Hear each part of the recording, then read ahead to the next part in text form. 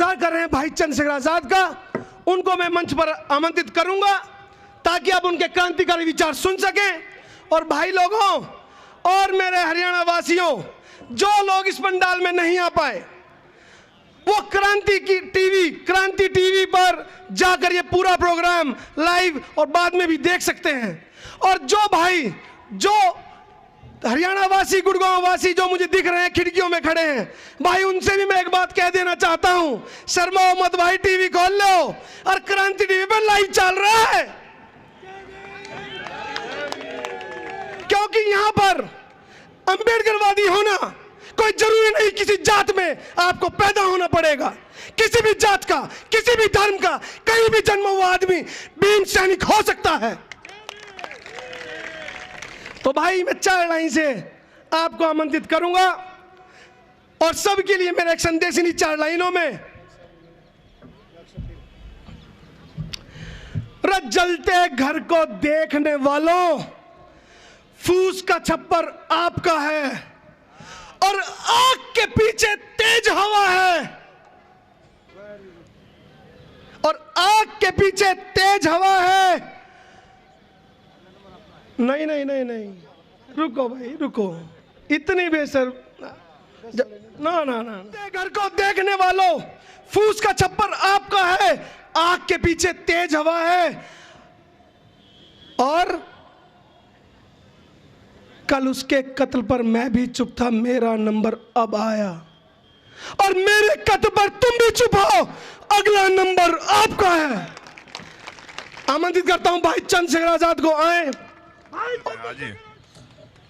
अभी 15 मिनट में अपनी बात रखूंगा, चाहूंगा कि आपको कितनी भी अच्छी लगे कड़वी लगे, लेकिन आप चुपचाप से सुने, क्योंकि जब आप अपनी बातों में गंभीरता खत्म करते तभी आप मुद्दे से हट जाते, हमेशा ये होता। तो सर्वप्रथम तथागत गौतम बुद्ध जी को नमन करते हुए, परम पूजनीय बाबा साहब को नमन करते हुए, और जिन महापुरुषों ने हमें जगाने के लिए काम किया, चाहे उसमें संत श्री शिरोमणि रत्नगुरु रविदास जी महाराज हों, भगवान वाल्मीकि महाराज हों, ज्योतिबा फुले जी हों। संत इसलिए है कि 14 अक्टूबर 1956 बच्चे को याद है कि बाबा साहब ने बौद्ध धर्म की दीक्षा ली थी, लेकिन उसके बाद इस देश में सब कुछ हो सकता है, आदमी दलित हो सकता है, ओबीसी हो सकता है, अल्पसंख्यक हो सकता है, लेकिन अंबेडकरवादी होना ही मात्र इतना बड़ा जुर्म है कि लोगों को तकलीफ हो जाती है। जिस दिन बाबा साहब ने बौद्ध धर्म की दीक्षा ली, हिंदू धर्म को त्याग दिया अपने वचन अनुसार, उस दिन के बाद ज्यादा दिन वो इस दुनिया में नहीं रहे, क्योंकि मनुवादियों को पता लग गया था कि अब बदलाव की ओर भारत अग्रसर हो रहा है बाबा साहब के नेतृत्व में। जिन लोगों ने यहाँ प्रोग्राम किया उनको भी मुबारकबाद। हमें यहाँ बुलाया, हम इस लायक तो नहीं थे कि इतना सम्मान पाते, लेकिन कौम का बड़ा सम्मान हमें मिल जाता, काम करेगा। तो आयोजक कमेटी में रामे प्रधान जी, जितेंद्र कुमार जी, धर्मवीर बरवाल जी, डॉक्टर मोहित दयाल, जगवीर फालिया जी, गुलशान बोध जी, मोहित समारिया जी, रमेश गोडवाल जी, जय भगवान जी, अशोक चौहान जी, प्रदीप सोदा, वाल्मीकि जी, और मेरे साथ यहाँ मेरे साथ आए भीम आर्मी के राष्ट्रीय अध्यक्ष बड़े भाई वीरेंद्र सिंह जी, और दिल्ली प्रदेश के प्रभारी सुजीत सम्राट, छोटे भाई हिमांशु, सुरेश गौतम, पंकज, मनीष गुज्जर, अरशद, जितने भी साथी मेरे साथ पहुंचे, आप सबका बहुजन समाज के इस परिवार में स्वागत है। मैं अपनी बात की शुरुआत करूंगा।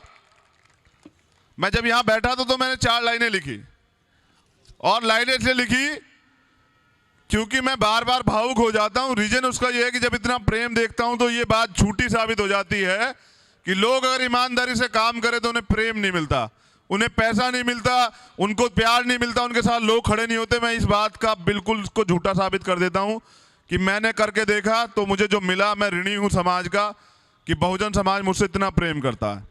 तो मैंने 4 लाइन लिखी, यहीं बैठे और प्रयास किया कि आपके बीच वो लाइनें पहुंच जाएं। युवा यहां बहुत भारी संख्या में है। हम शोषितों का नया इतिहास लिखेंगे, जो नहीं हुआ अब तक वो काम करेंगे, कुर्बान हो जाएंगे मगर उफ ना करेंगे। हेमंत भाई, कुर्बान हो जाएंगे पर उफ ना करेंगे, आखिरी सांस तक संघर्ष करेंगे। अब युवा आराम नहीं करेंगे। ये जो युवा बैठे हैं ना सामने, मैं उन्हें कह देना चाहता हूं कि बात से बड़ी सीधी है, हमारी लड़ाई तो किसी से नहीं है, लेकिन जो इस देश में कुछ चंद लोग जो इस देश की सत्ता पे भी काबिज हैं और हमेशा से इस शोषित वर्ग का उत्पीड़न करते हैं, उन्हें मैं बस ये बता देना चाहता हूं कि बहुजनों ने भी अंगड़ाई ली है जिसका प्रमाण था 2 अप्रैल। बहुजनों ने भी अंगड़ाई ली है जिसका परिणाम था 2 अप्रैल। अगर बहुजन जाग गया तो समझो कि ये 15% यहां से भाग गया। अगर बहुजन जाग गया, मैं ये नहीं चाहता कि तुम यहां से भागो। तुमने ये व्यवस्था बनाई, मैं चाहता हूं तुम भी हमें बढ़ते हुए देखो। तुम भी बाबा साहब के रोते हुए उस चेहरे को याद करो जो नौजवान यहां बैठे हुए हमारे बुजुर्ग, उन्होंने कहा कि मैं बड़ी मुश्किलों से इस काफिले को यहां तक लेके आया हूं। अगर आप इसे आगे ना ले जा सको तो इसे पीछे मत जाने देना मेरे बच्चों, याद करो उस दिन को। और साहब काशीराम उस एक लाइन को पढ़ के अपने जीवन को कुर्बान कर देते हैं। तो मैं बताना चाहता हूं कि आज इस कौम का युवा, जो बहुजन कौम है पूरी, इसमें कोई जाति नहीं है। मैं वाल्मीकि हूं, चमार हूं, पारसी हूं, कोरी हूं, कुर्मी से फर्क नहीं पड़ता, लेकिन मैं सबसे पहले अम्बेडकरवादी हूं, बाबा साहब का बच्चा हूं, साहब काशीराम का बेटा हूं। और जितना नौजवान यहां बैठा वो समर्पित है कौम को। एक बार इनकी ईमानदारी पे शक करने की बजाय एक बार ये महसूस करो कि ये बिना किसी लालच के अपने भविष्य को त्याग कर, अपने सारे सुख को त्याग कर किसी भी सूरत में समाज के अधिकारों के लिए, समाज के सम्मान के लिए बड़ी ईमानदारी से लड़ना चाहते हैं। और अपनी माताओं बहनों से, और जितने यहां पर साथी बैठे हैं, चाहे वो युवा हो चाहे बुजुर्ग हो, वो हमारे बड़े हो, मैं उन सबसे कहना चाहता हूं कि सब कुछ त्याग कर ये नौजवान काम करना चाहते हैं। अगर आप इनका साथ नहीं दे सकते तो कम से कम इनकी टांग मत खींचेगा, बस इतनी मेहरबानी कर दीजिएगा। क्योंकि हमेशा ये होता है कि हमें अपनों से खतरा है, दुश्मनों के लिए तो सतर्क हैं, लेकिन जब अपना अपने पे वार करता है तो मुसीबत ये आती है हमेशा बहुजन मूवमेंट में कि जो ईमानदार लोग हैं वो पलट कर जवाब नहीं देते हैं। क्योंकि अगर हम जवाब देंगे तो नुकसान किसका होगा? हमारा। क्योंकि लड़के कौन रहा है हमसे? हमारा अपना भाई। तो मैं कह देना चाहता हूं कि हम क्रांति के पथ पर अग्रसर हैं। कौन सी क्रांति? बहुजनों की नीली क्रांति, जो गले में दिखाई देती है, जो सर पे दिखाई देती है, जो जर्रे जर्रे में दिखाई देती है कि बहुजन समाज अब चुप नहीं रहेगा किसी भी सूरत में। हम संविधान को मानते हैं, संविधान का पालन करते हैं, संविधान की सुरक्षा के लिए गर्दन काट भी सकते हैं और कटवा भी सकते हैं। ये याद रहे लोगों को। जिन लोगों को भ्रम हो चुका है कि वो संविधान को बदल देंगे, तो घबराओ मत। तुम कहते हो कि 50 साल तुम्हारी सरकार नहीं जाएगी, तुम 50 दिन इंतजार करो, आचार संहिता लागू होने दो, हम तुम्हें बताएंगे कि तुम कहां जाओगे। घबराओ मत। बड़ी स्पष्ट स्थिति है। देश में 2 तरह के युद्ध चल रहे हैं, 2 तरह के लोग लड़ रहे हैं। एक तरफ मनुवादी और एक तरफ अम्बेडकरवादी। एक तरफ संविधान के समर्थक लोग, एक तरफ संविधान को जिनके राज में संविधान चलता है। आप तय करो कि आप किस तरफ खड़े हो, और जब उस तरफ खड़े होंगे तो फिर अपनी निजी आवश्यकताएं खत्म हो जाएगी, अपनी निजी महत्वाकांक्षाएं खत्म हो जाएगी। लड़ाई रहेगी सिर्फ एक कि संविधान किसी भी सूरत में सुरक्षित रहना चाहिए, क्योंकि हमारा वजूद, हमारा सम्मान किससे? जोर से बोल के सुनाओ। एक बार गुड़गांव को पता लगना चाहिए किससे हमारा वजूद? किसने लिखा वो? उन्होंने तो पढ़ा है, हमारे डीएनए में है, क्योंकि हमारे बाप बाबा ने लिखा संविधान। तो जो लोग ये कहते हैं कि भीम आर्मी के लोग हिंसक हैं, मैं उन्हें बता दूं कि हम हिंसक तो नहीं हैं, हम संविधान को मानते हैं। लेकिन ये याद रहे कि हम कायर भी नहीं हैं, हम अपने सम्मान की सुरक्षा करना भी जानते हैं। मैंने बताया था पहले भी कि हम चमड़ा उतारना भी जानते हैं, उसकी जूती बनाना भी जानते हैं, और वक्त आने पर उसकी जूती को किसी के सर पे मारना भी जानते हैं। हम ईमानदार लोगों को देश में इकट्ठा कर रहे हैं, ऐसे फर्जी लोगों को नहीं। मैं करता हूं चैलेंज, तुम करा देना मुकदमा कि हम ऐसे फर्जी लोगों को नहीं, हम ईमानदार लोगों को चैलेंज कर रहे हैं जिन्होंने तुमसे वादा किया था कि हम 15 लाख देंगे, हम दलितों पे उत्पीड़न नहीं होने देंगे, हम देश में समता लाएंगे। मैं उन्हें चैलेंज कर रहा हूं इस मंच के माध्यम से। हरियाणा क्रांति दे रहा है कि भैया हम ईमानदार लोगों को एक कर रहे हैं, जो बहुजन समाज के लोग, जो मेहनत कश लोग हैं, काम करते हैं, किसी का चोरी नहीं करते, किसी का लूट के नहीं खाते, किसी को धोखा नहीं देते। उस ईमानदार कौम को, पूरे बहुजन समाज को एक करने का काम भीम आर्मी के माध्यम से कर रहे हैं, क्योंकि बाबा साहब ने कहा है कि जिस समाज की सामाजिक जड़ें कमजोर होती हैं उस समाज की राजनीतिक जड़ें तो होती नहीं, बिल्कुल नहीं होती। जिस समाज की सामाजिक जड़ें कमजोर होती है उस समाज का राजनीतिक अस्तित्व होता ही नहीं। जैसा अभी तुमने देखा कि सामाजिक मूवमेंट पथभ्रष्टि हुई तो लोकसभा में तुम क्या थे? जीरो। क्या थे? जीरो। तो मैं बाबा साहब के रास्ते पे चल के बहुजन समाज को एक करने का काम कर रहा हूं, क्योंकि एक फकीर ने, जिसे बहुजन नायक हम कहते हैं, उसने कुर्बानी दी है अपना पूरा जीवन। बड़े गौर से सुनो, एक पैंट शर्ट में, फटे हुए बनियान में, साइकिल पे समाज को जगाने के लिए छत्तीसगढ़ जैसे एरिया में एक गांव नहीं छोड़ा जहां साहब काशीराम ने जाके काम ना किया हो। और मैं अपने वाल्मीकि समाज को बता दूं कि याद करो कि साहब को इस मूवमेंट में लाने वाला कौन था। तुम अपना घर भूल बैठे हो। अगर दीनामाला वाल्मीकि नहीं होते तो साहब काशीराम ना होते। तो तुम अपनी मूवमेंट को भूल गए हो।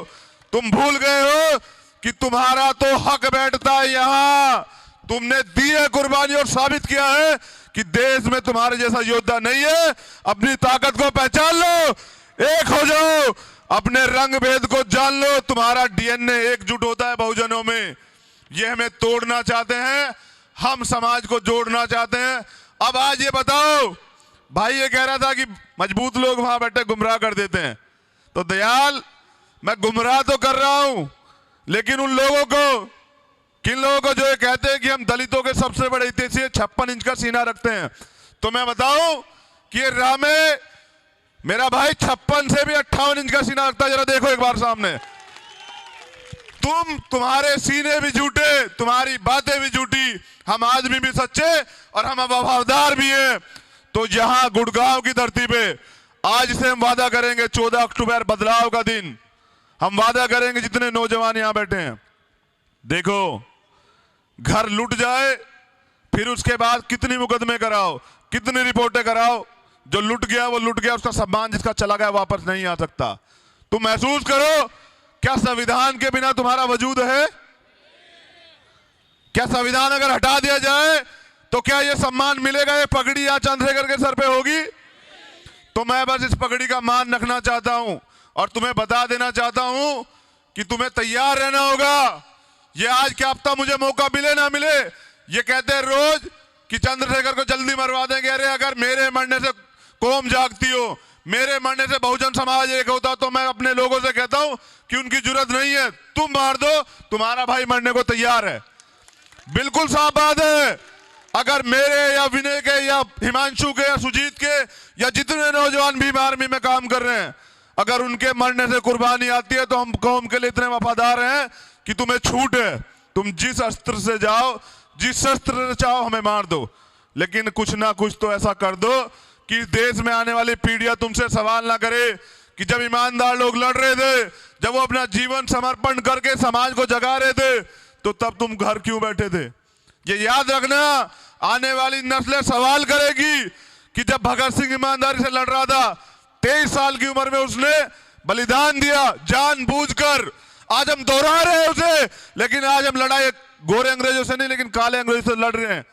याद करो, 23 साल की उम्र में जानबूझकर उसे पता था कि वो मरने वाला है। उसके, मैं कहानी शेयर कर रहा हूं, सुनना, दर्द है।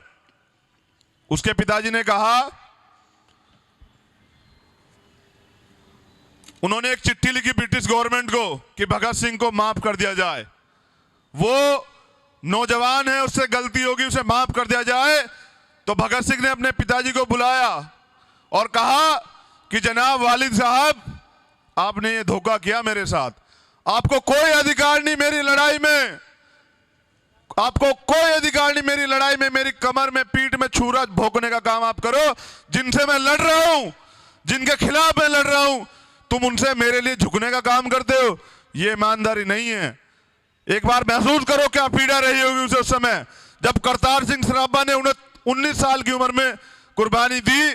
लोग हमें कहते हैं कि नौजवान नौसिखी हैं, तो याद करो कि जब वो 19 साल और 23 साल के नौजवान नौसिखी नहीं, तो ये 32-33 साल के नौजवान, ये 40 साल के नौजवान, ये 25 साल के नौजवान क्या नौसिखी हैं? हम जानबूझकर सम्मान के लिए बलिदान करना चाहते हैं, लेकिन इसमें सहयोग तो आप लोग करना पड़ेगा। तुम देखो किस तरह से तुम्हारे बच्चों को घर से निकाल निकाल के ये सरकारें इनकाउंटर कराती हैं।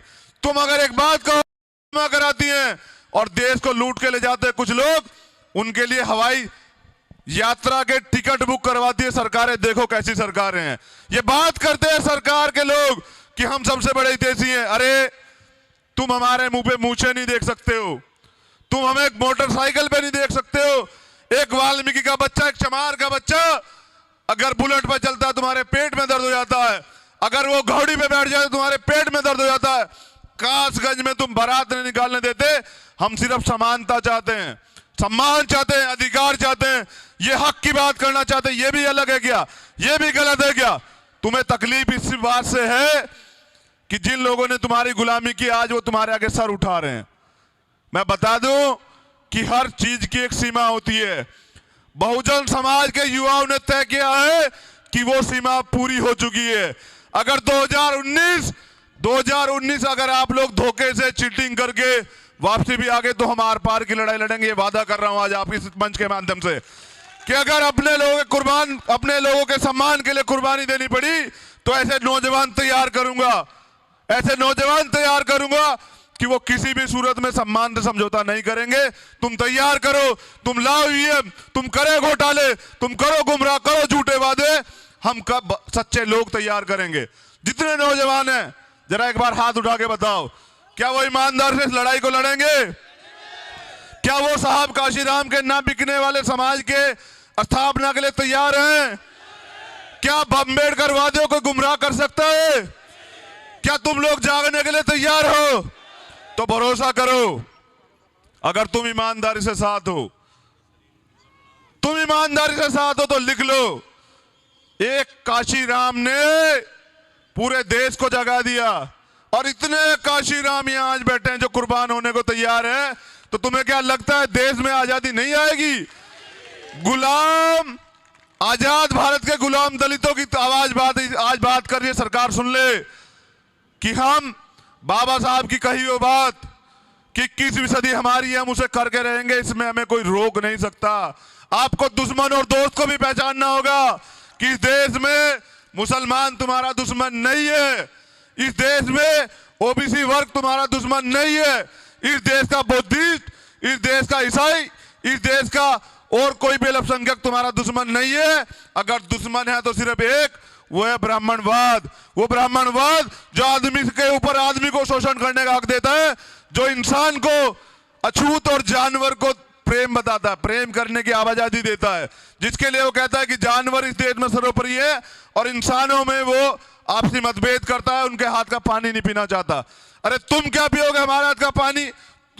मैं तो कहता हूं सुन लो, जिस कौम के भी लोग कोई हो, तुम्हारे अधिकारों के खिलाफ, तुम्हारे सम्मान के खिलाफ अगर वो आंदोलन करे, धरना करे, कुछ भी ऐसा करे, तो ऐसी पूरी कौम को उसकी सजा दो। ऐसे लोगों को मतदान, सम्मान और दान देना बंद कर दो, उन्हें पता लग जाएगा उनकी औकात का।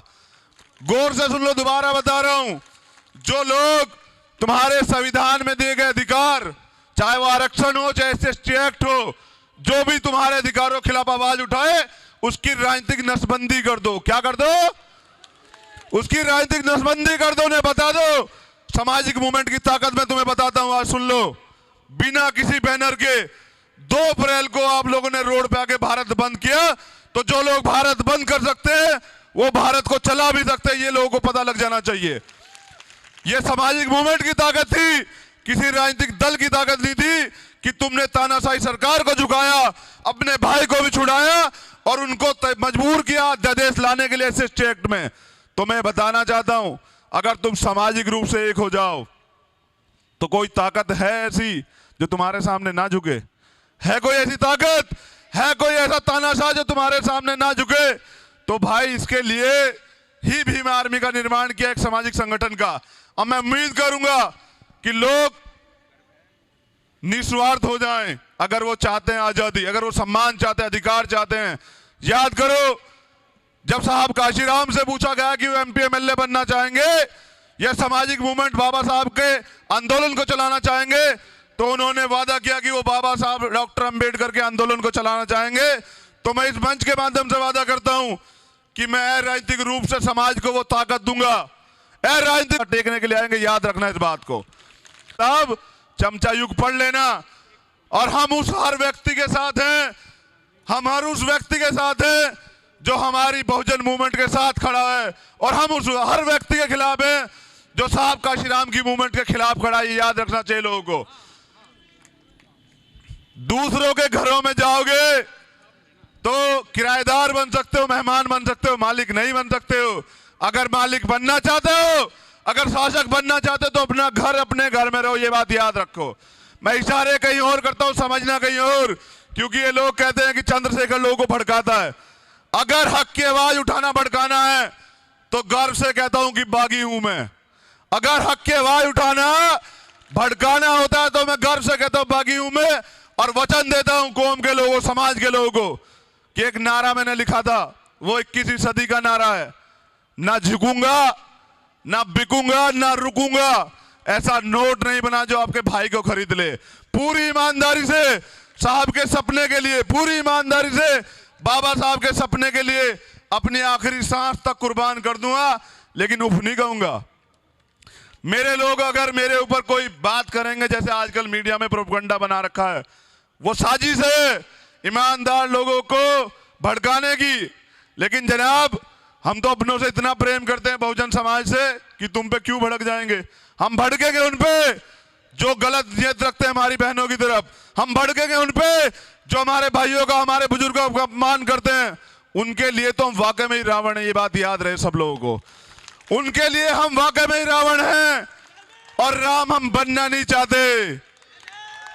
हम रावण तो रावण ही सही, उनके लिए वाकई में ही रावण है कि उनको याद रहे कि जब तक भीम आर्मी है तब तक वो बहुजन समाज पे अत्याचार नहीं कर सकते।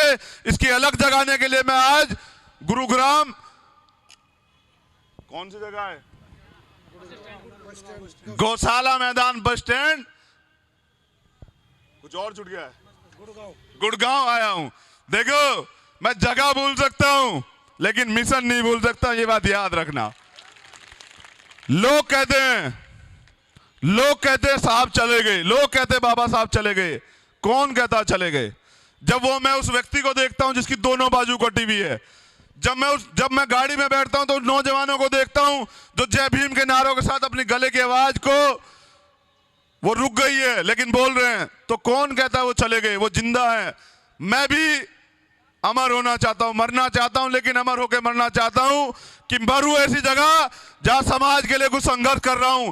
रोड एक्सीडेंट में मरना नहीं होता। मैं प्रयास करूंगा कि समाज के लिए संघर्ष करते मरूं, और पूरी ईमानदारी से वादा करता हूं आज इस मंच के माध्यम से कि पूरी भीम आर्मी कभी भी स्वाभिमान और सम्मान के साथ समझौता नहीं करेगी। और हमने वादा किया था कि हम बहुजन समाज के पूरे वर्ग को हिस्सेदारी देंगे भीम आर्मी में। तो पूरे ओबीसी समाज की, पूरे सिख समाज की, पूरे बुद्धिस्ट समाज की, और जितने भी दलितों के जितने भी समुदाय इन्होंने बनाए हमें तोड़ने के लिए, सबकी हिस्सेदारी है, सबको नेतृत्व है। हम प्रयास करेंगे। पहला झटका सबको, सबसे बड़ा झटका दिल्ली में देंगे 2020 में। घबराओ मत, तैयार रहना। लोग 2019 की बात कर रहे हैं, मैं 2020 और 22-24 की बात कर रहा हूं कि पहला झटका मैं दूंगा दिल्ली में, और दूसरा झटका जाके दूंगा पंजाब में। तुम करो तैयारी। तुम कहां गा रोकोगे भीम आर्मी को, मैं बताऊंगा तुम्हें। हम देंगे झटका और हम बताएंगे कि किस तरह बहुजन समाज शासक बनेगा। लेकिन गुमराह नहीं होना, अखबार की बातों में भी नहीं आना, वो हमें तोड़ने के लिए रोज झूठी खबर छापेंगे। गुमराह नहीं होना, उनकी बातों में नहीं आना। और सिर्फ 5 साल मांग रहा हूं। कितने? अगर आम का पेड़ लगाते और फल और छाव की इच्छा रखते हैं तो 10 साल इंतजार करते हैं, नहीं करते हैं? बच्चे को पढ़ाते हैं और उससे उम्मीद करते हैं कि वो कल हमारे समाज का, हमारा माँ बाप का नाम रोशन करेगा, तो कम से कम 12वीं तक पढ़ने की इजाजत उसे देते हो, या 12वीं से पहले भी उम्मीद करते हो? तो समझो मैं अभी 6ठी क्लास में हूं, मुझे सिर्फ 6 साल 5 साल दे दो। अगर सामाजिक परिवर्तन नहीं कर पाया, अगर साहब काशीराम के सामाजिक परिवर्तन और आर्थिक मुक्ति के आंदोलन को पूरा ना कर पाया, तो मैं कभी अपने समाज को शकल नहीं दिखाऊंगा। ये वादा करता हूं समाज से। मैं गुलामी के जीवन से सम्मान की मौत पसंद करूंगा। और याद रखना, बाबा साहब का जो सपना था, मैं एमपी एमएलए बनूं, मैं मुख्यमंत्री प्रधानमंत्री बनूं, इससे साहब का सपना पूरा नहीं होता। जब तक बहुजन समाज का एक एक घर में गाड़ी ना हो, नौकरी ना हो, उनके घर की जगह बंगले ना हो, तब तक ये मिशन पूरा नहीं होगा। याद रखना इस बात को। ये पूरा होगा कि जिस गली कूचे से मैं निकलूं, जिस गली कूचे से कोई और भीम आर्मी का सिपाही निकले, कोई समाज का व्यक्ति निकले, तो उसे पता लगे कि ये घर बहुजनों का है। ऐसी पहचान भी तुम बना दो। तैयारी करो, तैयारी करो, नीली क्रांति दौड़ के आ रही है। 21वीं सदी मैं समझता हूं बहुत देर होगी है बैठे हुए। मैं भी पहली बार खुले आसमान में सिर्फ गुड़गांव में आया, उससे पहले नहीं आया कहीं बाहर। तो मैं पहली बार गुड़गांव खुले आसमान में आया जेल से आने के बाद। तो मैं चाहता हूं कि एक बार फिर बताओ कि 21वीं सदी किसकी है, लेकिन आवाज वहां जानी चाहिए। 21वीं सदी तो जिनके आवाज में इतना दम हो, उनके जूते में कितना दम होगा ये पता लग जाएगा लोगों को। बड़े मेहनत कश लोग हैं, बड़े मेहनत कश लोग और इतने ईमानदार हैं। अगर कोई एक बार एहसान करता है तो सारी जिंदगी चुकाते हैं उस एहसान को। लेकिन दुश्मन अगर दिखावा करे, एहसान करने की बात करे, तो उससे सावधान भी रहना है तुम सब लोगों को।